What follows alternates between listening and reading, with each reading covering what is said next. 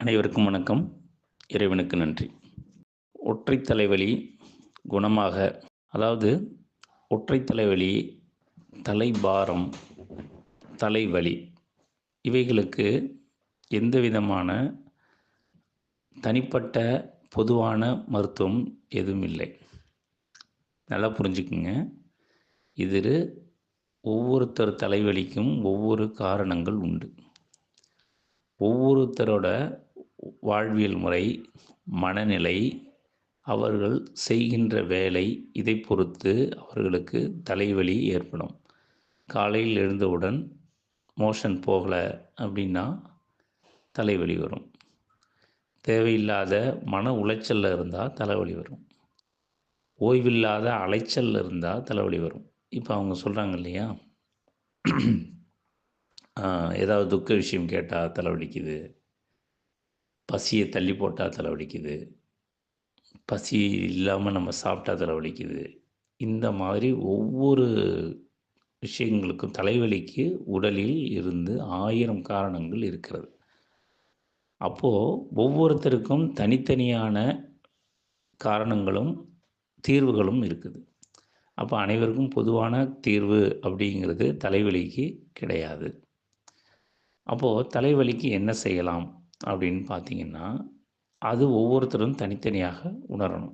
இப்போ இந்த 48 மணி நேரத்திலோ அல்லது 24 மணி நேரத்திலோ உடலுக்கு நாம் என்ன மாறாக செய்தோம் அப்படிங்கிறத நீங்கள் கவனித்தா போதும். அதாவது அலைச்சல் அதிகமாக இருந்துச்சு, இல்லை இந்த ராத்திரியெல்லாம் நான் தூங்கவே இல்லை, 2-3 நாளாக அங்கேயும் இங்கேயும் வேலையாகவே பார்த்துக்கிட்டு இருந்தேன், ஓய்வே எடுக்கலை, அந்த காரணத்தாலையும் தலைவலி வரும். இல்லை காலையிலேருந்து நான் ஒரே விருந்து, 2-3 நாளாகவே ஒரே விருந்து தான், உணவு முறை சரியில்லை அப்படின்னாலும் தலைவலி வரும்.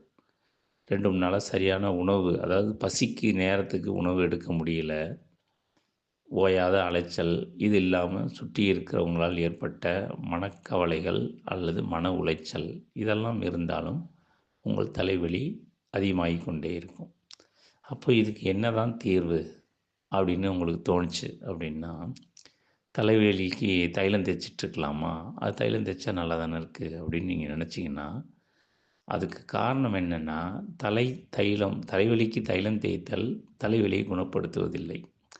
அதாவது ஒரு பிரச்சனையோ இல்லை ஒரு கஷ்ட சூழ்நிலையோ நமக்கு இருக்குது அப்படின்னா, அதை விட பெரிய கஷ்ட சூழ்நிலையை நாம் கவனிக்கும் போதோ அல்லது கேட்கும் போதோ அதற்கு முன்னாடி இருந்த கஷ்டம் குறைஞ்சி போகும் இல்லையா? அந்த மாதிரி தலைவலியே நமக்கு பெரிய தொந்தரவாக இருக்கும் பொழுது, தலையில் நீங்கள் தைலம் தேய்க்கும்போது ஒரு எரிச்சல் ஏற்படுது. அந்த எரிச்சலை நீங்கள் கவனிக்க ஆரம்பித்துடுவீங்க, தலைவலியை கவனிக்க மாட்டீங்க. அப்போ தானாக தலைவலி குறைந்தது போல் உங்களுக்கு தோன்றும். எளிமையான விஷயம் என்ன அப்படின்னா, நீங்கள் அந்த 48 மணி நேரத்தில் 24 மணி நேரத்தில் உடலுக்கு என்ன மாறாக செயல்பட்டீங்களோ அதை சரி பண்ண முயற்சி செய்யுங்கள். உங்கள் தலைவலி குணமாகிவிடும்.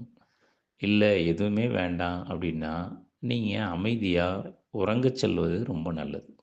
எப்போ தலைவலி வந்தாலும் அமைதியாக படுத்து தூங்கிடணும் அப்படின்னு நீங்கள் நினச்சிங்கன்னா, பரிபூர்ணமாக அது குணமடைஞ்சிரும். எப்பயுமே எல்லா நேரங்களிலையுமே தலைவலி இருக்குது அப்படின்னா, உடல் பலவீனப்பட்டு இருக்கிறீங்க. அதனால் எளிமையான வைத்தியம் அப்படின்னு பொதுவான வைத்தியம் நீங்கள் கை வைத்தியம் செஞ்சுக்காம, உங்கள் வாழ்வியல் முறையை சரிப்படுத்த பழகுங்க. அப்படியும் அது தீரலை அப்படின்னா, அருகில் உள்ள இயற்கை மருத்துவரிடம் சிகிச்சை எடுத்துக்கொண்டு பரிபூரண சுகமடையுங்கள். நன்றி. வாழ்க வளமுடன்.